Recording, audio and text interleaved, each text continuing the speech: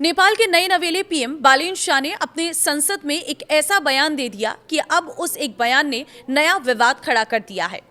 बालेन शाह ने दावा किया है कि नेपाल की कुछ जमीन पर भारत के लोगों का कब्जा है, तो भारत की कुछ जमीन का इस्तेमाल नेपाली लोग कर रहे हैं।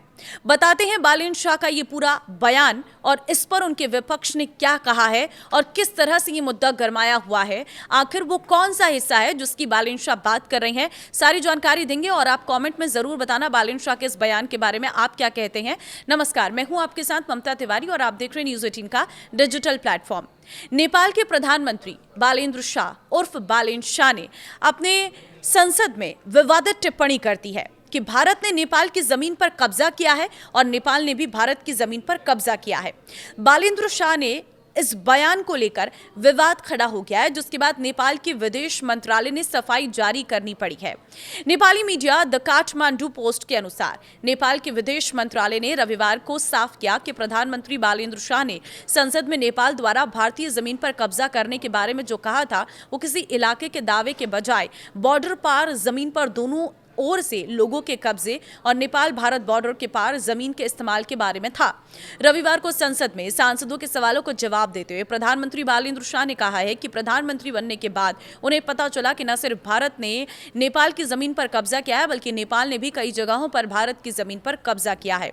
अब नेपाल विदेश मंत्रालय के प्रवक्ता लोक बहादुर ने एक बयान में कहा है कि प्रधानमंत्री बातें मुख्य रूप से बॉर्डर पर नो मैंस लैंड एरिया में अतिक्रमण और जिसे उन्हें क्रॉस बॉर्डर कब्जा बताया है उससे जुड़ी हुई थी। मंत्रालय ने कहा कि प्रधानमंत्री ने संसद में जिस मुद्दे का जिक्र किया वो असल में 10 गजा एरिया नो मैंस लैंड में अतिक्रमण और क्रॉस बॉर्डर कब्जे से जुड़ा है। मंत्रालय के मुताबिक नदी वाले इलाकों में नेपाल भारत की सीमा को फिक्स बाउंड्री सिद्धांत का इस्तेमाल करके तय किया गया था, जिसके नतीजे में ऐसे हालात बने जहां एक देश के नागरिक दूसरे देश के अधिकार क्षेत्र में आने वाली जमीन पर खेती करते हैं या रहते हैं।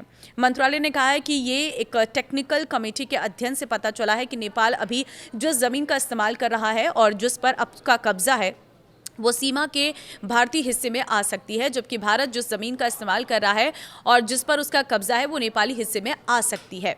देखिए, बयान में कहा गया है कि प्रधानमंत्री का पार्लियामेंट में ये बयान ही कुछ जगहों पर भारतीय जमीन नेपाली साइट में हो सकती है इस टेक्निकल सच्चाई और बॉर्डर पार कब्जे के मुद्दे से जुड़ा है।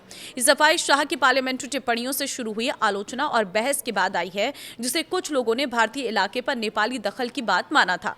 इसी संसदीय सत्र के दौरान बालेन्द्र शाह ने यह भी कहा था कि नेपाल और भारत को सीमा से जुड़े मुद्दों पर मिलकर बात करनी चाहिए और दोहराया कि लिपुलेख और लिम्पियाथुरा और काला पानी से जुड़े विवाद डिप्लोमेटिक बातचीत से सुलझाए जाएंगे।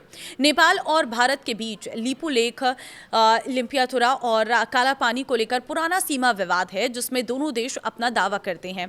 भारत का कहना है कि ये क्षेत्र उत्तराखंड का हिस्सा है और इसे मुद्दे को द्विपक्षीय बातचीत के माध्यम से हल किया जाना चाहिए।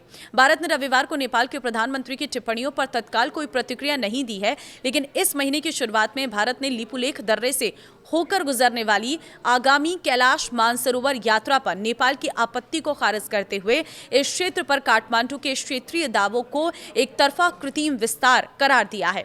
नेपाल भारत सीमा विशेषज्ञ और प्रख्यात भूगोलवेत्ता ने भी नेपाल द्वारा भारतीय क्षेत्रों पर अतिक्रमण करने के संबंध में प्रधानमंत्री के बयान को खारिज कर दिया है। उन्होंने कहा कि नेपाल ने कभी भारतीय क्षेत्रों पर अतिक्रमण नहीं किया और न ही सीमावर्ती क्षेत्रों में अपना कब्जा बढ़ाया है।